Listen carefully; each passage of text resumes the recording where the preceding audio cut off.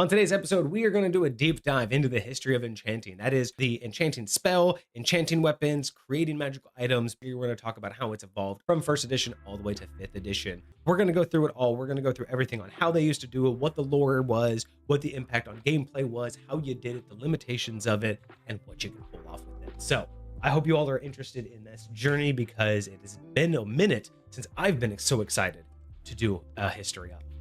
I'm really excited about this topic. I don't know about you. I don't know how much thought you as a DM have ever put into the concept of enchanting. And by enchanting, we don't mean glamour or anything else like that. Enchanting in the terms of magical weapons, enchanting items, enchanting armor, whatever. Tangible magic. Yeah. That is. What is your definition? I'm curious. So let's start out with when you think of enchanting, what is either your definition or your inspiration? When you think of D&D specifically, and I say enchantment or enchanting, but in the concept of D&D, is enchantment, enchanting, enchant, are those all synonymous, or how do you break out this vocabulary? A lot of things are, how in Doctor Who they got the wibbly wobbly, timey wimey. That's kind of how certain terms are with me. There is a lot of things there's a lot of different terms you could use to kind of mean the same thing in my world. And so just the idea of putting magic in an item. Yes, enchanting, but also imbuing, right? That's another terminology that I would say is very similar or along the same lines. Right. I'm glad you brought that one up because I want to talk about that one.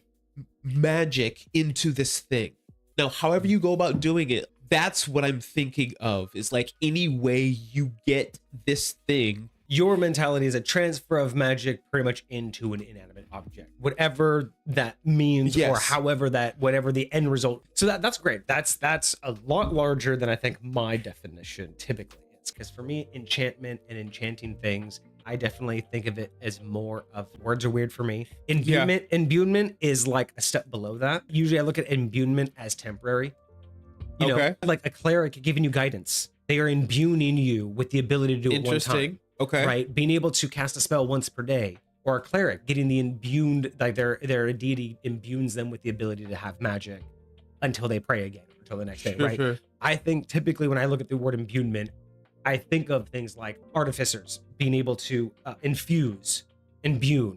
Right. Those two are synonymous. If you're giving something but it's not permanent, right? Right. That's why I like the idea of enchanting, because enchanting to me is inputting the action, not just temporarily encasing something or infusing it, right? This is the actual, I'm permanently going to put something in here, right? And that's typically going to be a little bit more, right? So my envisionment of enchanting is more than making something just slightly more powerful. It's usually allowing something to do magic or to permanently give it a magical property. That's my definition of enchantment. And that's again, this is much more of the old school role play aspect of the older editions, because it was much harder to enchant things early on. And we've kind of lost that. We've kind of realistically lost the idea of creating magical items in game. That's really not even available. Well, it is, but it's not really a thing in 5th edition anymore. It's not the closest thing you get is replicate magic item as an artificer to actually innately just being able to boom, I have a magic item. But those are standard magic items. It's not you get to customize this magic item that is mine and only mine. It's literally one of a kind because I just created it and invented it right here and now. But that's usually a mechanical build, not it's very rarely an in-game process or system. But that's my point. That doesn't exist in 5th edition. Being able to actually create your own thing doesn't exist. Not systematically, not mechanically. Yeah. Yes, that's not mechanically. That's what we're gonna go into. All right, well, let's get into this. Okay, so let's find out what D&D has to say about enchanting. All right. Starting all the way back at first edition, let's talk about enchanting in lore and in spell school. So in first edition, we've talked about this a lot. We've talked about so many different history ofs, but with first edition, obviously a lot wasn't codified. So much left to basically DM discretion. It was really just bare bones. Magic in first edition was categorized by distinct schools, with enchantment/charm being recognized as a school of actual magic. With that, the enchantment charm school included spells that would influence the mind and will. These things included like charm person, sleep, and suggestion. So this is like what I talked about. This is not the style of enchantment that I like. I do not like it being under this mindset, which is, again, I would have preferred this being under psychic magic. Not because I prefer it as part of what we were talking about before about the magic creation and the magic item creation, just because I don't like that word for the concept of a type of magic. It just doesn't sound right. So in terms of item creation that went back in first edition, the process was very vague and mostly just dependent on the DM. Like, it was kind of just suggested that you could create items, and that's about all we got. There wasn't really any fully officially developed enchantment of items. So most of the time, magical items were often referred to as relics. Half the time, ancient civilized, divine blessings. Most of the time in first edition, most anything that was magic wasn't like people were producing those common, right? Those were things that were found in ruins and stuff like that. You found an ancient. That's why those were so powerful in the early editions, because coming across a +2 shield was like, there's only one of these in existence, and I had to find it. Like, this was never going to be found if I wasn't here, kind of thing. Which I do like. I kind of miss the idea that magic was a little bit more scarce. Very interesting that they even had the idea of being able to create them, but again, most of the time it was just rare that you would even find them. How to enchant, again, no codified rules for this one, so it was all on the DM. There were certain spells. There was a spell called Enchant an Item, which allowed the magic user to prepare an item for a permanent enchantment. And then there was a permanency spell that did allow it to carry a permanent effect. But it did carry a risk of potentially draining your life force, but that was kind of it. Kind of all we had was this kind of duo concept. The limits of this, again, all up to the DM. There were no limits in place. It was kind of complex because you had vague rituals, like you had the enchant item ritual, and then the entire process was really just left for the DM. That's all the books had was they have to know this spell to be a certain level. They have to know this spell, and then they can enchant an item, and if they also happen to have this spell, they can make it permanent. There you go. That was all we got. So not great, but definitely a seed that I like. I love the concept, right? I love how this is where we started. There was no guarantee to success. There were no like crafting feats, so a lot of it was just either role play or dice rolls. It was kind of just, again, whatever system that table was doing. It usually was very expensive, usually required the most rarest of ingredients: dragon's blood, celestial beans, wings of an angel, and could even take weeks to months to years to be allowed to be crafted. Permanency was the highest risk, though. Permanency came with a chance that I think it started out as a 5 or 10% chance in first edition, where it would actually drain your constitution permanently. So the idea that every time you did this, you could just lose life and lose your abilities. One of the big limitations, though, one of the things that they did give us is that pretty much these spells were capped at a minimum of 10th level. And again, first edition 10th level was a very high level, right? Like in first edition, 10th was actually considered high level. So being able to be, having to reach 10th level before you can even attempt to create these also meant that, again, this was very late. And the process. So the process in first edition was complicated. You needed to be a high level, so minimum 10th level before you can even get the spells. You needed to be able to get the enchant an item spell. So to find it, to learn it, you needed to do all these things. Remember, you had to learn spells back in the day. You had to actually roll for that. And the enchant item spell would just prepare it. The process was lengthy, usually taking the most rarest of items in a very long time. The intention ritual, the actual ritual of doing it, could last several days, depending on what you were trying to do. So all of these things would stack into whether or not you could even fit it into your campaign. Right. Then you had to have all the additional spells that you were going to do to actually imbue it. So for instance, they had a couple of examples where, like, if you wanted a ring of fire resistance, you had to have spells related to fire resistance or elemental protections. So there was no specific spell, but you had to have a kin spell that you DM would say, yes, that will give it the correct ability. Obviously, the expensive materials. And then, of course, if you wanted to be permanent, you needed an additional spell of permanency, which could make you lose Constitution permanently. And then, of course, everything was always at DM approval. So don't have a dick DM. Yeah. Like, sucks if you have a dick DM. Failure rules were, again, primarily the loss of Constitution. However, A lot of the times it was gamed where the item could come out damaged, not work correctly, not work at all. It could become cursed. Interesting. Oh, I like some of these ideas. I like a lot of these ideas. Could be as small as just the materials are wasted, or it could blow up and cause you damage. So there's a wide range of things that could happen if you failed. There was no limit on how many you could do, but obviously the limits were basically how many spells you'd probably be able to have and know. Sure. So it was probably just limited on the abilities that you had. And another couple examples. So let's say you wanted a greatsword that does flaming, frost, and shock damage. Okay. Not only would you need the enchant item and the permanency spell, and a flame spell, and a frost spell, and a shock spell. So that's 5 spells you need to be able to know and memorize. Right? So your character has to be of a high enough level to have 5 spells that it can, and do it all correctly, and have the ability to do this over the course of days, and potentially lose permanency, because remember, you have to cast permanency for every single one. So technically, you need to enchant, then you need to have a flaming spell permanency, shock spell permanency, frost spell permanency. So technically, you need 7 spells crazy. Just to get this item, and it would take, technically on like first edition terms, to do all of that for the research, the materials, and to get the ritual right. It would take about 10 years.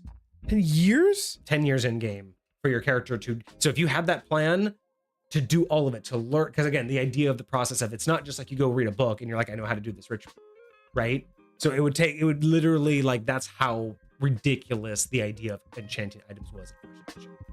And again, that's just the limitations of the vagueness and how it used to get balanced out, right? That's how we basically used to balance out.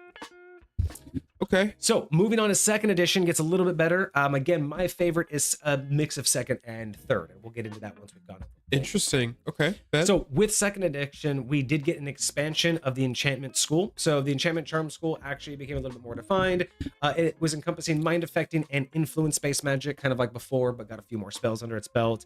This is like domination, mass charm, other spells that got added as well with second edition. Okay. So all of this kind of came under the same idea, but enchanting items became a little bit more codified. So the Dungeon Master Guide gave us a little bit more options for this and a little bit more of an actual process. So they would cost more and be a little bit more difficult, but it was much more tangible. No more 10 years to get crazy items. You would need still a wizard or priest of a sufficient level. So you still needed one of the casters. You still needed the enchantment item to properly prep it. You needed the application of relevant spells. So once again, you needed spells that would make sense for what you're trying to do. Right. Rare materials, rituals, and weeks, sometimes months, but they got rid of the concept of years for that effort. So again, that effort isn't the ritual itself. It's the progress of getting everything. And a lot of DMs by second edition were doing things like, it'll take you 3 weeks to get this item, but we're talking about your travel time, do this dungeon, kill the creature, get the item, go back to town. Right. So 3 encounters and your 2 months is over, kind of concept, right? Right. So that's how a lot of people would play it. So the time frames got a lot easier to deal with, and you still needed permanency to finalize the enchantment, because again, everything else would just fade away over time or after usage. And then of course we got a couple extra actual in-lore enchanters or powerful wizards that were very well known for creating a lot of the legendary enchanted items. So they expanded the lore and the concept and gave us more examples of who and what was created. I like that. The limits of enchanting were still primarily focused on the DM, but of course, due to spell memorization limits, it still was also kind of stopped there. But the DM could also impose limits depending upon how creative players were. The strict level and spell prerequisites. So of course you needed to be a high level. This was still typically around level 10 or higher. And you still needed the the 2 spells on the front and end. But again, permanency was for every spell you wanted to make permanent. So you had to have that ready. Constant. We still had no fixed price. So a lot of the costly ingredients were, especially for second edition, more adventure based or just set for very rare price points. And the process could fail. In second edition, they actually added a whole concept of being interrupted. So not just that your roll could fail, but at this point, the entire effort, time, gold, and resources could be wasted if you were actually interrupted, similar to losing concentration. That's situational, wild. Very situational, That's but it was wild. in there. So permanency still did drain your constitution. It was really just basically one of those things you had to make sure that you could either get your constitution back or make sure this item was worth it. And then cursed items still remain prevalent. So you had to experiment with caution. You could create a cursed item unintentionally. Curse can just be a defect. Like, again, it's just you're trying to imbue it with magic, and the curse could end up causing it to backfire. So it's a ring of fireball, but it always casts on the caster. It's technically a cursed ring. It's just a fucked up ring, right? But a cursed item can also just be one that doesn't work as intended. Okay. But while still being heavily DM controlled, we did have a much finer list of what we had to do. You had to have the sufficient level. You had to have the enchant item to open it up. You needed to have this necessary skills. So again, if you wanted something like a cloak of invisibility, you would need to have an invisibility spell or something akin to an illusionary spell of invisibility to imbue it into the coat, and then your DM would work out the specifics. Still, things very rare. So like a wand of fireballs might require phoenix feathers or an elemental fire essence. So it's interesting. So it could be not just the fireball spell, but you need to tell the item, this is how the spell works, and then here's the item you're going to pull magic from. Oh, maybe it's like you can't avoid having the material components, because a lot of times you can avoid having material components if you have like a focus or something like that. Yep. But maybe this like requires it because you're and the permanent, and then the permanent spell is there to kind of keep the magic alive for it to pull from. Right. So again, I do like that where again, they're thinking about it. They're really making it tied to the item that you want to make. And then failure could ruin the item or ruin your day. The item could shatter and become useless. You could lose all of your progress. You can get an unintended, again, they call it an unintended cursed effect. So not quite a cursed item, as in one that may have been created for that purpose, but a cursed effect as in an unintended effect, right? Okay. Like, how about this? You try to make a ring of invisibility. So the DM rules, okay, this ring will allow you to be invisible to one person. Because we actually know that's a psionic. Sure. Being able to just be invisible to one person. But let's say you fuck up your rolls and it gets cursed. So it still works. As far as you know, it works. Be like, hey man, am I invisible? Yeah, I am. But then I look back at you and so are you. Oh, you can't see them either. So maybe the idea is that when you wear the ring, you can choose someone to become invisible to, but they become invisible to you. Everyone else can see them and everyone else can see you, but you can't see each other. That's so wild. So that could be a curse. That's what I would call a curse in this context. Right. Because it's a fuck up that's unintended, and that's a perfect curse, right? That's that perfect. Because I also think of in this context, curse just means like the equal and opposite, right? It's I want to be invisible, but if I can only have one person be invisible, but they also become invisible, is that really helping this? It's helpful, but it's not as helpful as I would want it to be. But that's kind of like the fun that I remember having is playing around with what spell should you put in and in what order. Because I love the idea that the order also matters. Sure. So depending on, like, imagine the idea, I think one of the example that I was given when I was first like learning how to experiment with this is like the idea of the order of operations being, if you put a frost spell in front of a fire spell, right, to get an effect out of a wand, that would cause steam. You can get maybe a steam effect where it's hot steam coming out. Interesting. Whereas if you put the fire spell first and then you put the frost spell, maybe you get smoke. Okay. Because it's like the fire coming out and then being doused. Okay. So yeah. The idea was churning in my head back when I was doing this, because my DM was very much like that. So it was like, if I wanted to make a sword that does two things, but what order I put them in would matter. So I had to think about this, go, okay, well, what's triggering? How is it triggering? What do I want it to do? Because kind of like wish spells, my DM wouldn't fuck with it to make it not good. But he would be thinking like, if you put that spell with this spell, the magic would work this way. Whereas if you put them this way, the magic works that way. Yeah. And so that's what I like playing around with. But this is one of the ones that I like the most. Now, third edition did some great things. One aspect I'm not hugely a fan of, but for the most part, blend this with second edition and you have what I think is a beautiful way to do enchanting. Okay. So with third edition, they redefined the spell schools, defining the enchantment as a distinct school specializing in mind, influencing, and compulsion magic. So now the enchantment / charm got dropped. Now it's just the enchantment school. Okay. School was divided into two sub schools though, and this is where we get charm back. So you had the overarching school of enchantment with sub schools of charm and compulsion. So charm had charm person, suggestion. Compulsion had things like dominate person, or gaze. Okay. Yeah. Magic and creation, though, finally became a core rule. So now third edition finally brought it into the core mechanics of actually how to create things. This is where they divert a little bit though. By creating a core, they codified it with very clear rules. The one I don't like though is feats were introduced to allow systematic enchantment. So this is where I'm not a big fan. You took feats in order to decide how and what you can enchant. So you would have the feat called Craft Wondrous Item, or have a feat Craft Magic Arms and Armor, Forge Ring, Interesting. Scribe Scroll, Brew Potion, Craft Staff, Craft Rod. So these were feats you had to take. So if you took Forge Ring, you can make magic rings. That's Okay. it. That's all you could do. You can make magic rings. Interesting. If you said I wanted to take Craft Magic Arms and Armor, you can make magic weapons and armor. I understand to an extent about this.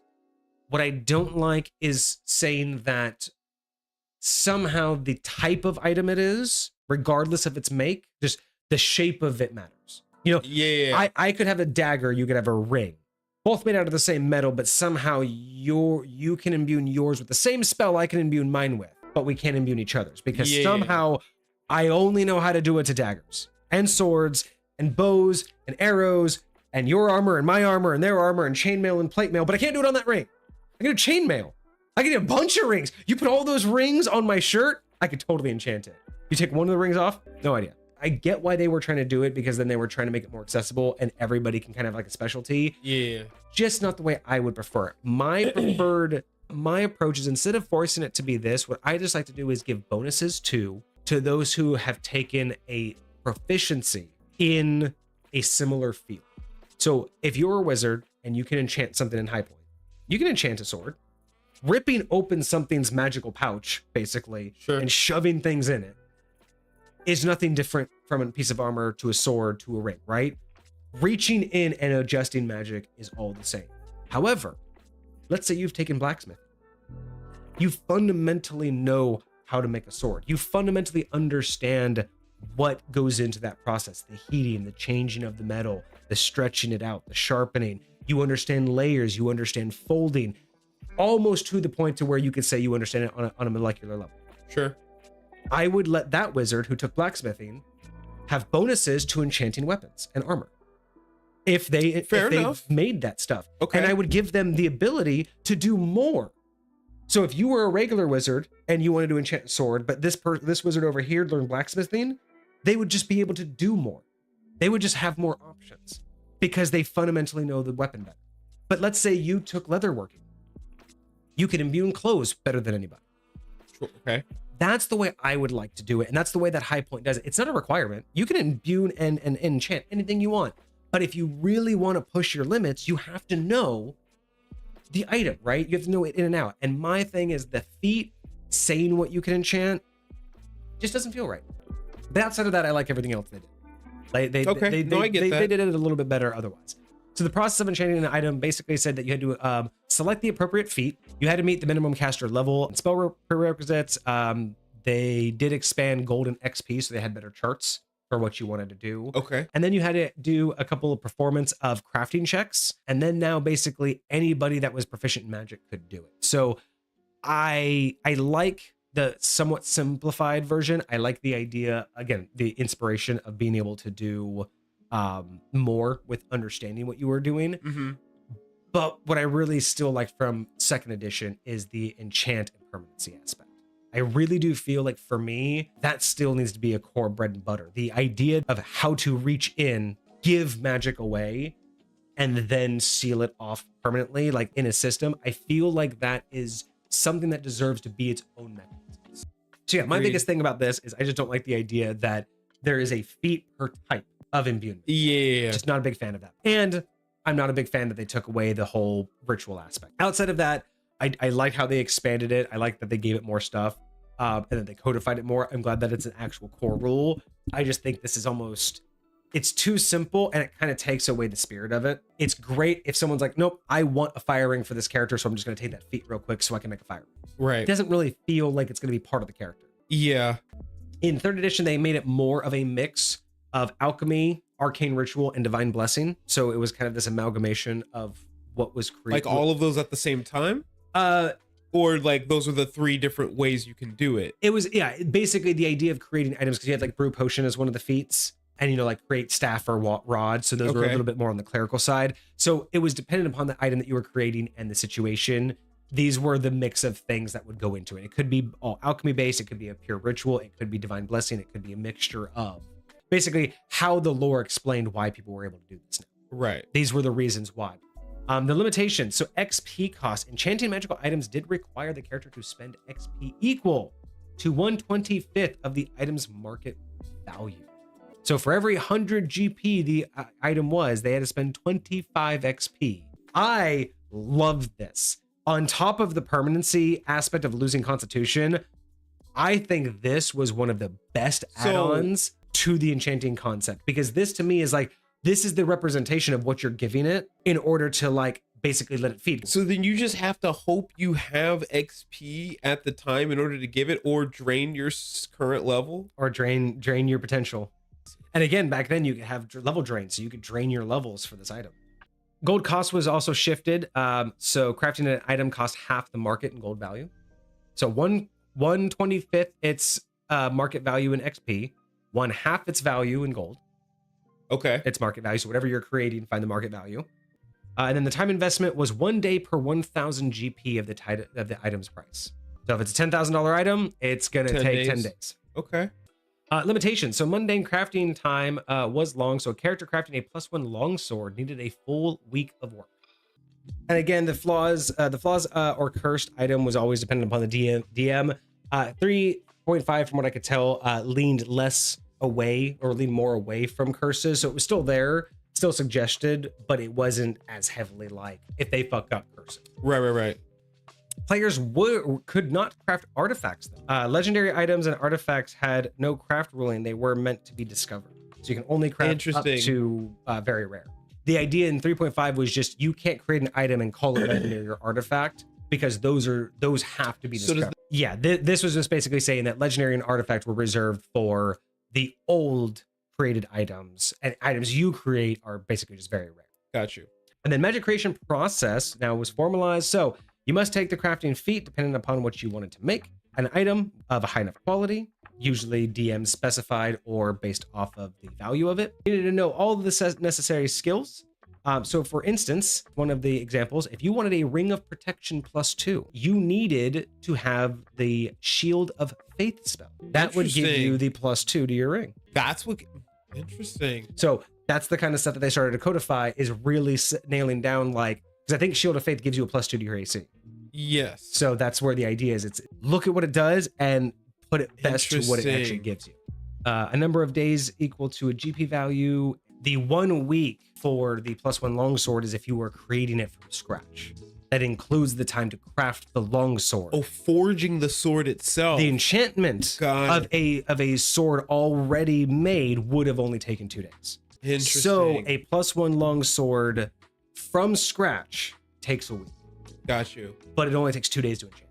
Got you. Magic requires 1 day per 1,000 GP, but a longsword takes about, give or take, 5 days to craft. Right. So 5 days to forge it, 2 days to imbue it. There you have your 1 week for a longsword. Got it. Okay. But yeah, so crafting can take several days for the item itself if you're crafting it, plus the several days per 1,000 GP, 1 day per 1,000 GP. And then, of course, you need the spellcraft check might be required. If it was particularly powerful, you might need to do a spell check, kind of like a spell fail, making sure that everything's right and that you did it correctly. And then, of course, this item could be sold or used. So unlike earlier editions, 3rd edition was very in favor of trade with these items. So before, it was kind of the idea of the DM would be very pressed to have anyone buy it. And usually it's just because nobody wants to buy something that they can't use. Like, you don't run into other adventuring parties. What do they need a +1 shield for? Right? Yeah. But in 3rd, they were like, no, you should be able to make money off of this. Like, you earned it. Do it. And I like that. I'm 100% behind that. I'm big on, if you create it, and you can do whatever you want with it. So that's also something that I take into 2nd edition. Very nice. The maximum amount. So magic items could have multiple enchantments, but each added enchantment doubled the cost of the next one. So that's how they held back. Oh, okay. So once you put one enchantment in, the next enchantment's going to cost double what it would have. So it's not constantly doubling. It's not double, then double, then double. It's just the next one will be doubled. So if the first one cost you 500, the next one will cost 500, the next one costs 1,000. Yeah. If the one after that costs 500, it's 1,000. The next one after that costs 1,000, it's a 2,000. Gotcha, it's whatever it was that's base value for it. It's going to be double. And that is the double in XP cost and the cost of time and everything. So If it would take you normally 2 days to enchant that, now it's going to take you 4 for the second. Interesting. Because everything doubles. So yeah, so the next one, so the cost of the next one would double. And then weapons and armor could hold multiple effects, but required investment to increase crafting costs. Okay, so just again, making sure that it has to be very expensive for you to be able to do it. Oh, excuse me. No, the pricing is additive. So the first item goes in at cost. The second item goes in at double cost. The third item goes in at triple. Oh. So it's multiplicative. Triple the base? Yeah, triple of its base, right? Okay. So it's multiplicative of the number of ones you've done. Gotcha. So 4 is 4 times. The fifth one's 5 times its base. So your first one is a 1 times counter, and then a 2 times counter. Exactly. Okay. So that's how they're stepping it down. So it's not just how many you can do, but it's how many you can afford. Practical limitations included things of like crafting an item with multiple effects became just exponentially more expensive.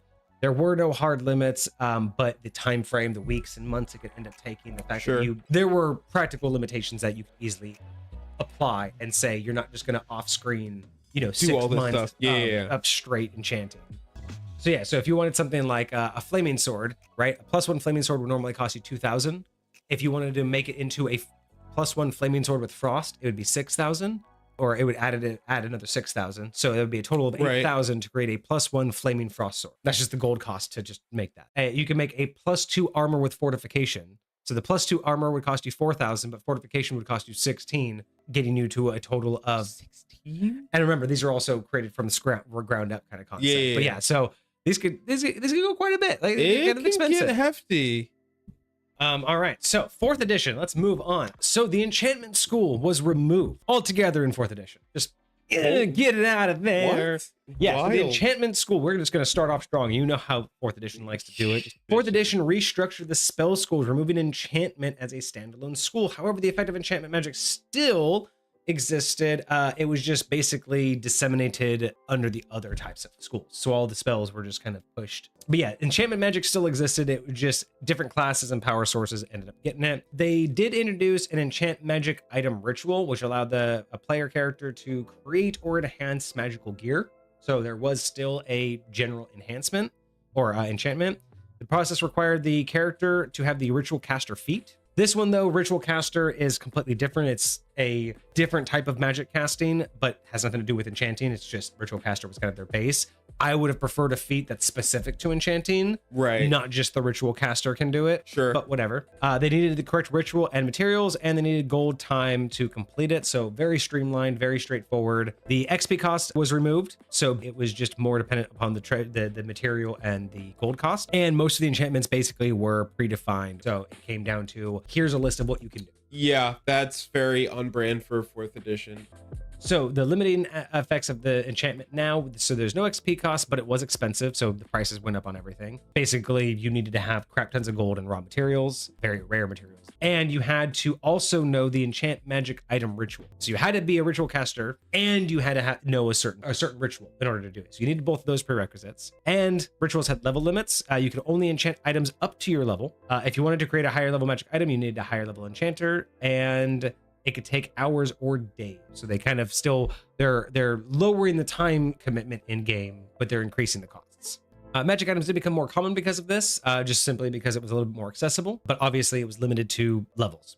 You couldn't craft artifacts or legendary items, and gold was your biggest limitation.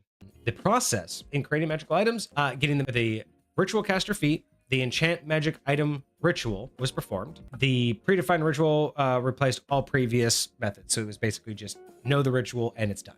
You had to have all the gold required. You had to be a high enough level, and that was it. You just did it. No other extras. Could do rituals, know the ritual, and have enough money. That was it. So a lot of the predefined, like I said before, a lot of them were predefined effects. There were no stacking. So you choose an effect, and that's what you got. You couldn't stack and you couldn't customize. And 1 enchantment slot per item, except for artifacts. Artifacts could come with, but you can't craft artifacts. So there's your player limitation. And of course, some very rare weapons had what they would call level scaling enchantments, which would unlock multiple powers over time. So that's kind of where you got like the idea that you could have like artifacts would get more powerful. Yeah. But a lot of the pre-made magic was just things like, plus values, basic damage, like elemental damages, right, things of that sort. Very straightforward. Nothing super special, just what you would expect from something that was modeled after a video game. You know what I mean? Just very straightforward, +1, +2, poison damage, fire damage. Okay. Nothing, nothing. Very limited, like 4th edition. Streamlined and limited. Streamlined and limited.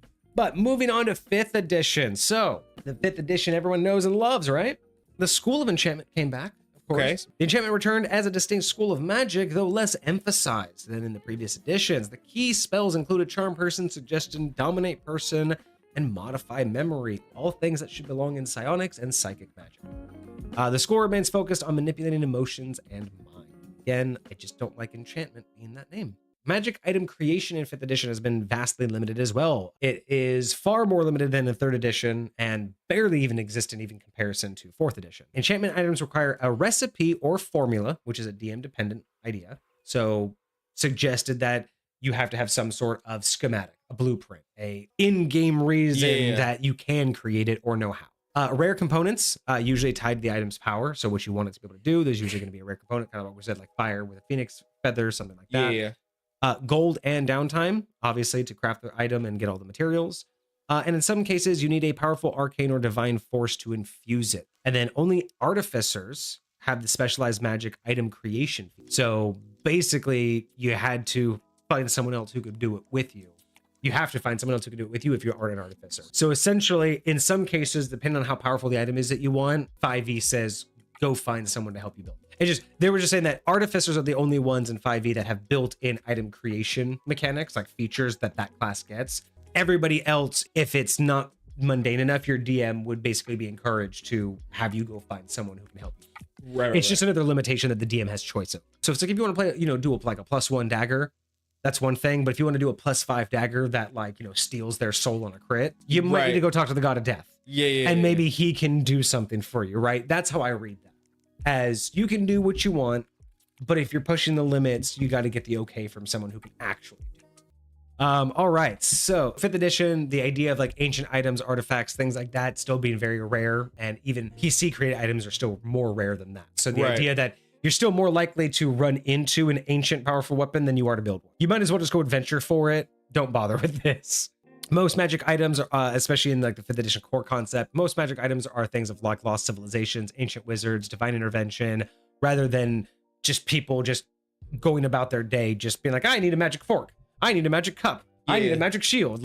So I think that's the main idea. But yeah, so they're trying to keep it in the mindset that it's easier to find than it is to build. The limitations. No general crafting rules are in the actual core rulebook. Magic item crafting rules were left mostly to DM discretions. Xanther's Guide did have some introduction to crafting systems, but mostly required finding formulas and special materials. More like blueprint finding than actual and the materials rather than like true discovery and creation.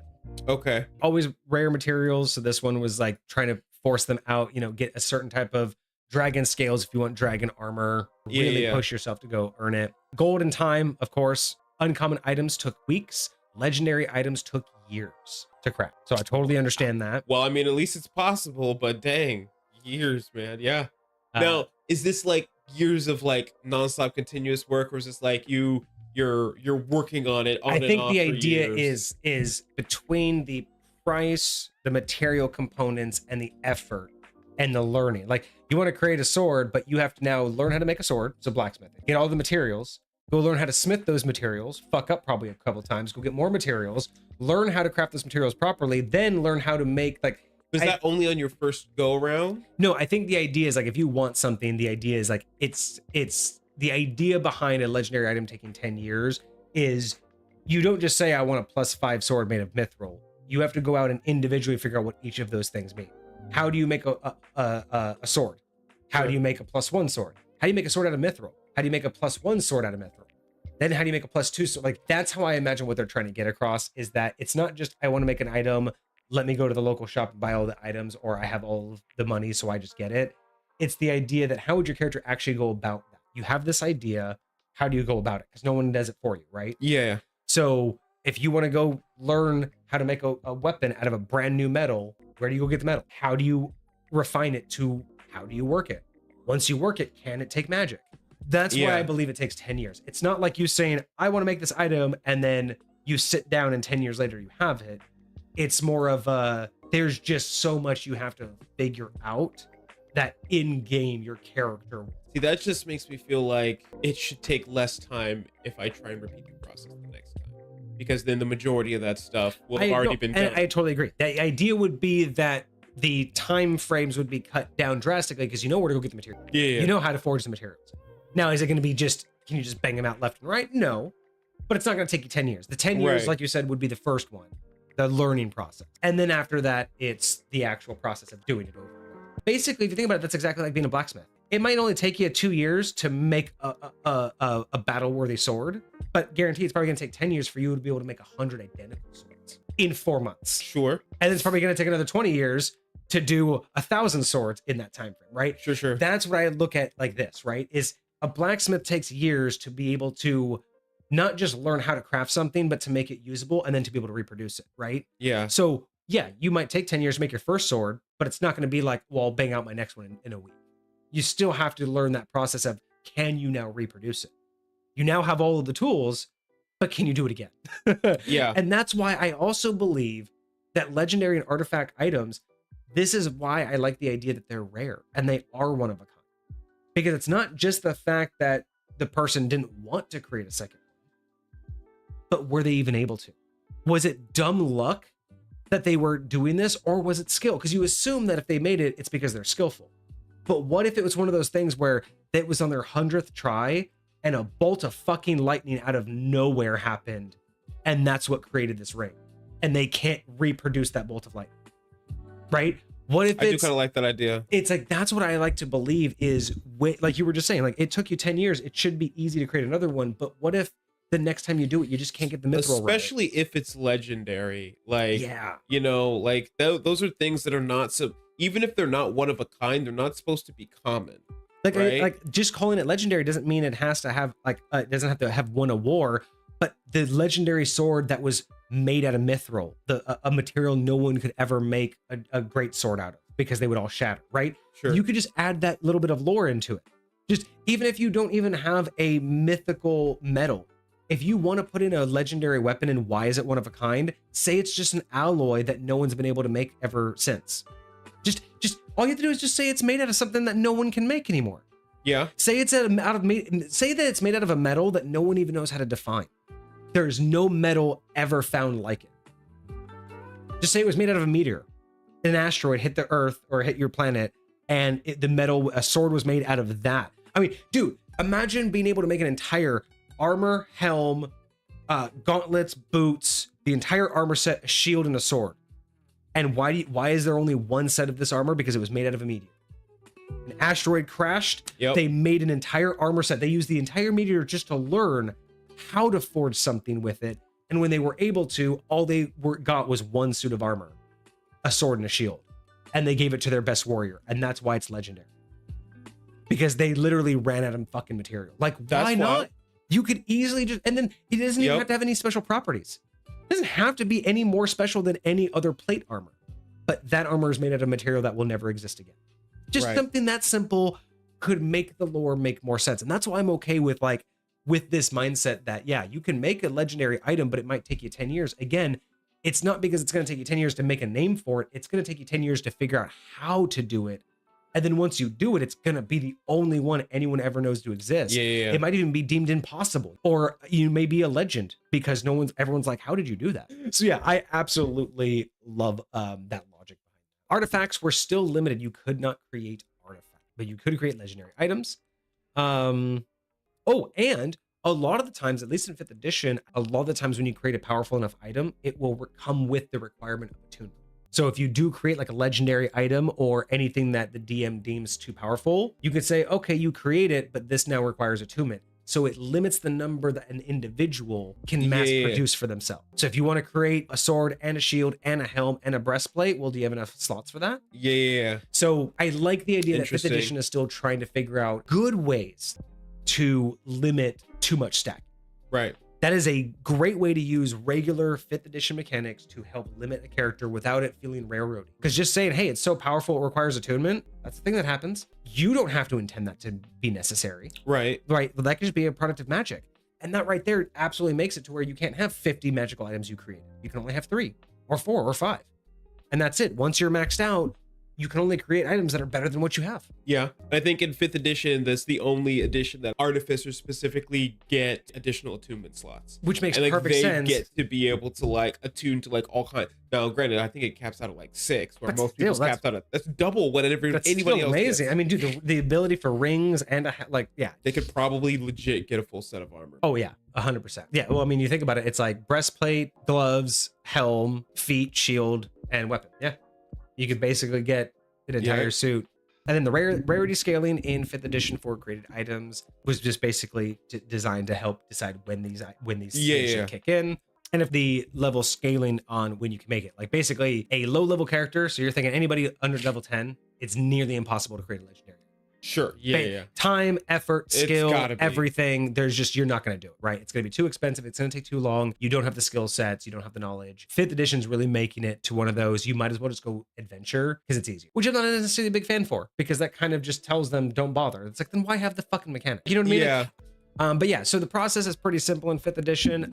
You have to have the caster has to find or learn a formula. Basically, they're really limiting how much the player can just decide they can do. You have to find some sort of way in game that your character will be able to understand how to make it. So there's this concept of like a blueprint, right? So does that mean if you want to create something new, like you need to go like build a blueprint that functions? Either that or discover a blueprint that will lead you to understanding how you can make your own. So that's how I'm interpreting what 5th edition's intended is. Okay. They want something specific. You as the DM come up with a storyline that makes sense for why they have to discover whatever it is, a piece of what a greater wizard discovered from. Okay. And then of course you have to have the right materials, all of the unique components, a dragon heart, celestial feathers, whatever you're going to do. The time, weeks for uncommon items, years for legendary items. Obviously the crap ton of gold you're going to need. Yes. And you would be better off if you had a very high caster, a divine being, or an artificer with you, because they all have aspects that would make this process a lot easier. But again, it's just all I hear from this is it's possible, but just go adventure. Don't do it. How about you just go buy one of our modules and we'll give you magical items in that. Oh, wild. Each magical item is limited to 1 enchantment, or most magical items are limited to 1 enchantment. Okay. Couple options. Artifacts are the only ones that are allowed to have stacked enchantments. Legendary. Wait, artifacts? The only ones you can't craft? Yeah, artifacts. Yeah. So I just wrote that down weird. But basically, yeah, you can't craft artifacts, but artifacts are the only things that can have more than one. So in game, players can't craft an artifact. I think this is more akin to the limitations they're putting on player created. Even if it's not called an artifact, the idea that in terms of you can't create in-game an artifact based on the core rule books, and artifact is the only time you're allowed to stack. And so what it sounds like to me is that all of this is just a different way of explaining the limitations between what the DM can put into their game and what a player character is intended to be able to create. You're not intended to be able to create game-breaking, godlike weapons like you used to. Okay. The idea, it sounds that if you're willing to put in the time and effort, you're just trying to do it to get a bump. But again, it sounds like they're putting more roadblocks in place to just say, you might as well go. Yeah. Yeah, you might as well just go find it. Their idea of like the practical limitations for this is just creating items that only have like a single use effect. Again, enhancing the characters' things that they can do in game, but not really meant to be game changing or game breaking. Multiple effects were really meant to be DM controlled and rewarded. So that was more, I guess, their intent is they want the highest level stuff to be under the DM's control and have that more as rewards. But I do think crafting is in its own reward. You know what I mean? If you did all of the things, and then of course, they just leaned into the idea of like using attunement, suggesting using that attunement limit to help like limit players. But there's too many limitations in this. It's like if the item's too powerful, it gets attunement, so you can only have so many. It's super expensive and it's going to take a lot of time, and we really don't have a lot for it. So we're just going to tell you straight out, it's easier to just go find it. But like I said, third and second are the ones where I like the most. My perspective is the idea of having a set aside piece of knowledge that you have to know in order to be able to cast or to enchant, whether it's a ritual, a spell, a feat. I like the idea that there is something outside of everything else that you need to know, right? So it's like ritual casting wasn't enough because that was too broad. I like the idea that you also need like the enchant item. So I love both of those. I love the idea of it being a whole process. I really like it being both role play as well as adventure. Okay. I personally do like the idea of having a separation between a standard enchantment and a permanent enchantment.